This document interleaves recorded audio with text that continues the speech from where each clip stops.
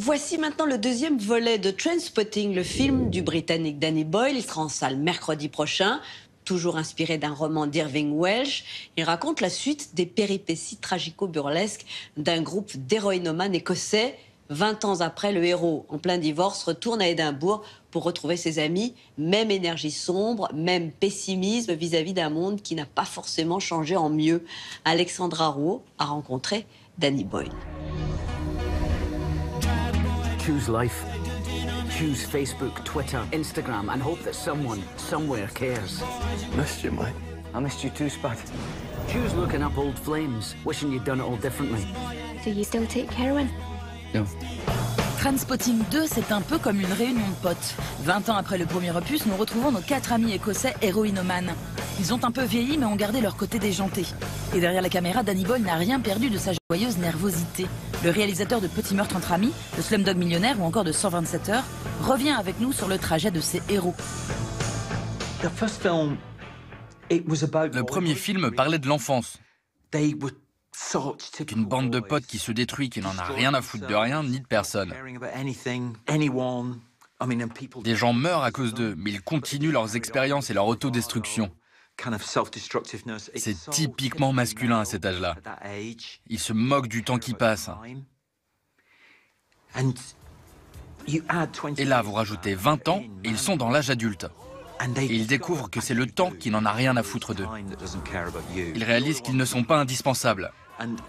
Et ce que font les hommes dans ces cas-là, c'est qu'ils font tout pour revivre ces moments du passé où ils se sentaient invincibles.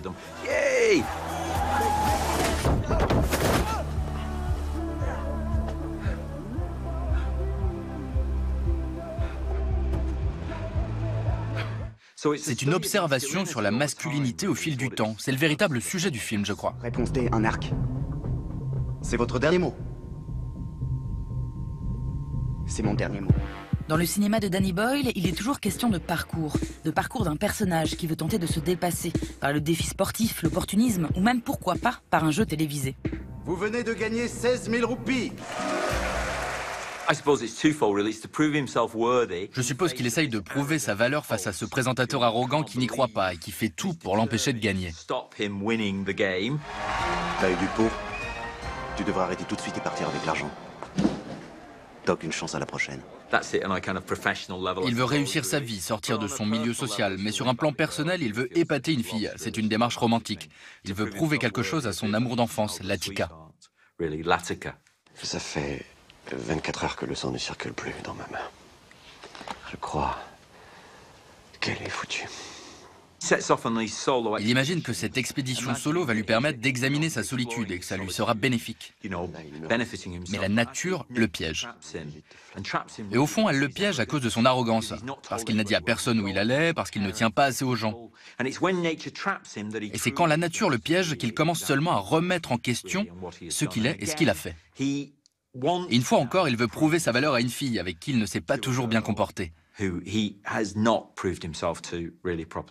veut faire ses preuves devant les gens qu'il aime pour leur rendre l'amour qu'ils lui ont donné. Ce qu'il parviendra à faire grâce au courage qu'il a à la fin.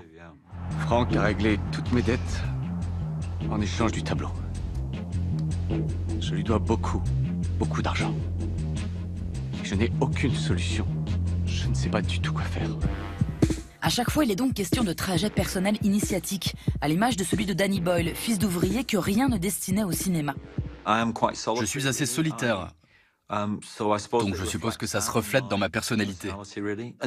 D'ailleurs, je suis plus sociable quand je fais un film. C'est le seul moment où je suis sociable, à vrai dire. Je n'ai pas beaucoup d'amis dans le showbiz. Le montage, c'est la chose que je préfère, parce qu'on est seul avec le monteur. Il n'y a que 2 ou 3 personnes et ça me va très bien. Et je pense que cette énergie est forcément là, dans le film. Les urgences, j'écoute. Vous demandez quel service? Les urgences, vous demandez quel...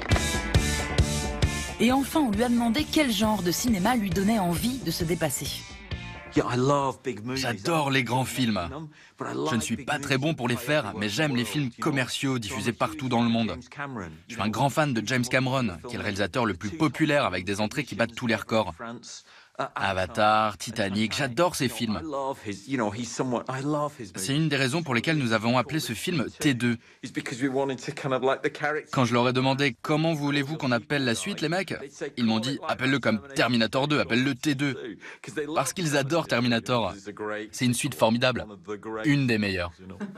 Where did it all go wrong? Where did it all go wrong? Where did it all go wrong? Where did it all go wrong? Yeah, but I think that the room service guy, I think he makes a very good point. No?